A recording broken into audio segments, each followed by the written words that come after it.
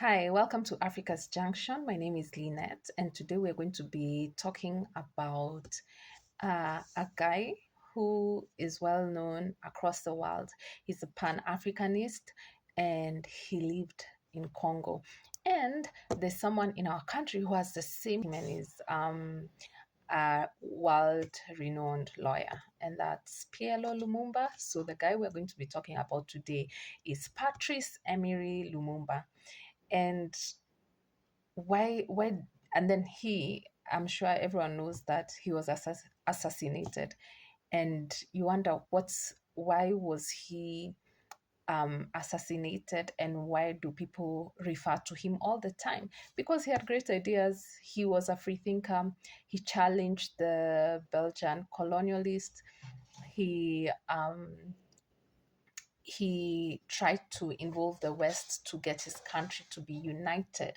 And I believe that, sometimes people ask, how would Congo be looking if Patrice Lumumba was still alive instead of Mobutu Sese Seko, who ran that country down for 32 straight years, like of I don't even know what to call it, kleptocracy, whereby he's amassing everything.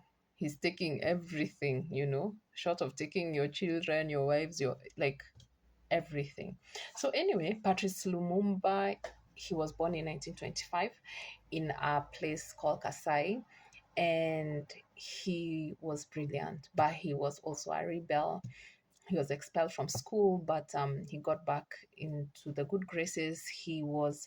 Um, he was a voracious reader, and he read on different philosophies. Anyway, he was one of those Congolese who were like Congolese Belgians, like they were like almost at the same level, and they were called um, evolue, meaning the evolved, meaning the civilized Congolese who can march toe to toe with the Belgians. Of course, the Belgians didn't believe it, or did not want it, but that was the reality. Their eyes had already been opened.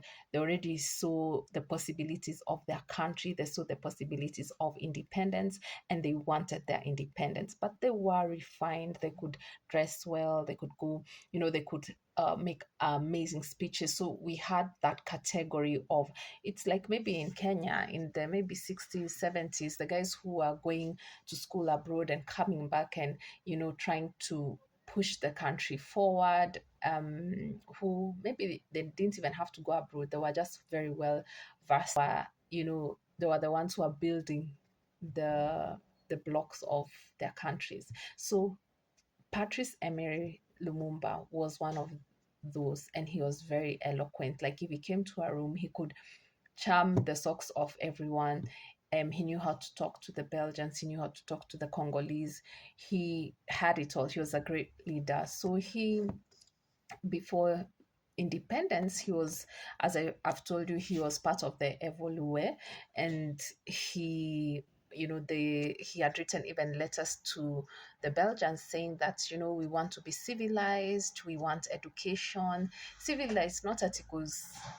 It's not a negative way. It's just that we need our people to be educated, to be taking up these jobs so that our society can be civilized and grow. Civilization went through stages, the industrial era, the agrarian revolution, all those kind of things. They wanted an evolved country.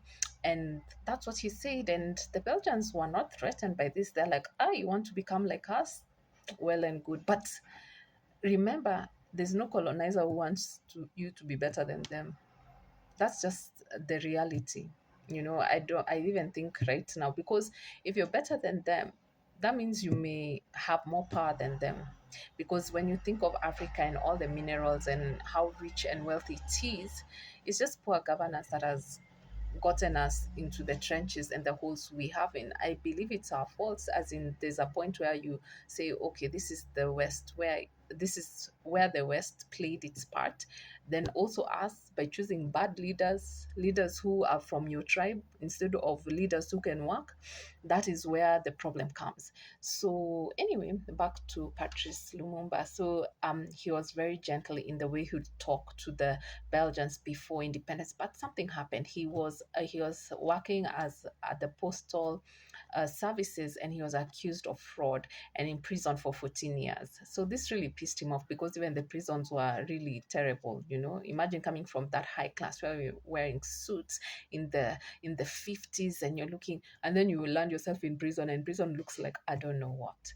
So there was that. And then also in 1958, there was an All African Conference that was held in Accra, Ghana, and it was supposed to bring African countries together to fight for their independence. Now, it was convened by Kwame Nkrumah, but guess who was there from Kenya? None other than our own Tom Mboya. So, yeah, I mean, we have to shout out to him, because he was also brilliant, and he also died before his time, unfortunately. As I said, the guys who are really intelligent, who can take the country to the next level, somehow they mysteriously die.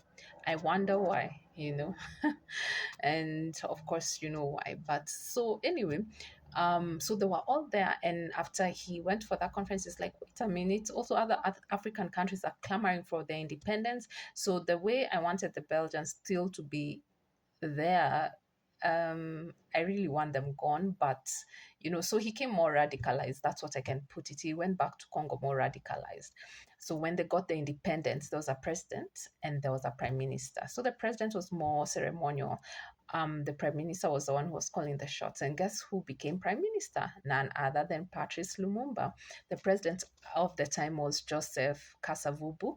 Um, so during the speech where the Belgians were handing over, the king was called King Badu, and he was just saying that, kind of his speech was more of like, this is a gift we're giving you, this independence, and let's see what you will do with it, because like, it wasn't in, it was more of like, we are still here. We are still the most important thing. You guys still need us. Actually, we're doing you a favor. It wasn't in the best of light yet.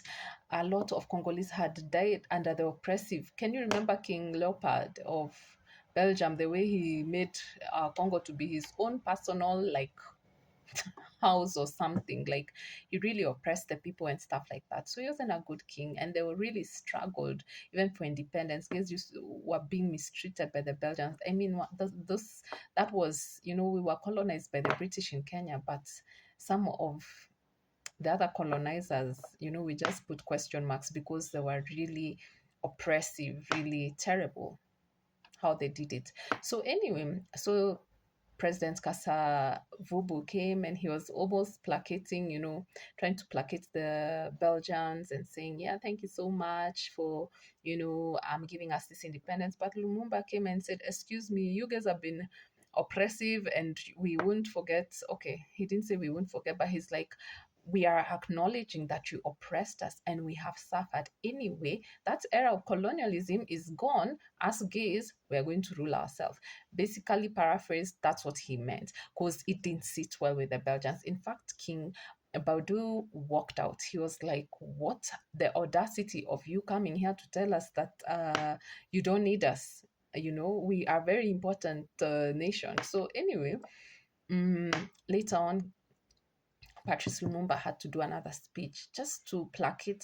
He had put a lot of tension, and I think that was one of his weaknesses and strengths. His strength was coming forward and being confident and saying what he wants for his country, but then he did not apply much wisdom, because they still needed the Belgians. The Belgians were still needed to have a proper transition. So you can't just say, we're going to do without you guys, like buy deuces and get out of our country quickly, haraka upesi. You still need them, because your country is underdeveloped. Where will you get that funds to stimulate your economy? But he could have said it in a better way. He wasn't wrong. It's just that he did not say it properly, and that accumulated to the cause of his assassination. Once Belgians saw you are a threat, they were like, we are getting you out by hook or crook. So yeah, Follow me on part 2. We see what happens to our beloved Patrice Emery Lumumba. All right.